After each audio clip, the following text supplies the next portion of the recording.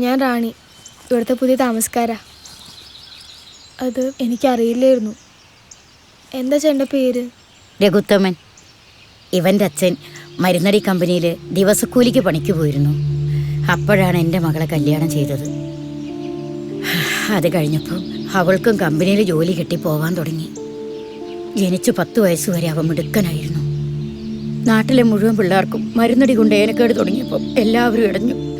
പിന്നെ എല്ലാവരും പറയാൻ തുടങ്ങിയപ്പോൾ ഞാനും ഇടഞ്ഞു.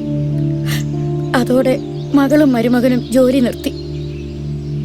നാട്ടിലെ മുഴുവൻ പിള്ളേർക്കും രോഗം വരാൻ തുടങ്ങി. രഘുവിനും ഒരു പനിയായിരുന്നു തുടക്കം. പിന്നെ ബോധം പോയി. വലുതായപ്പോൾ നാട്ടുകാർ പരാതി പറയാൻ തുടങ്ങി. ബുദ്ധിസ്ഥിരതയില്ലാത്തവരെ ചങ്ങലക്കിടാൻ.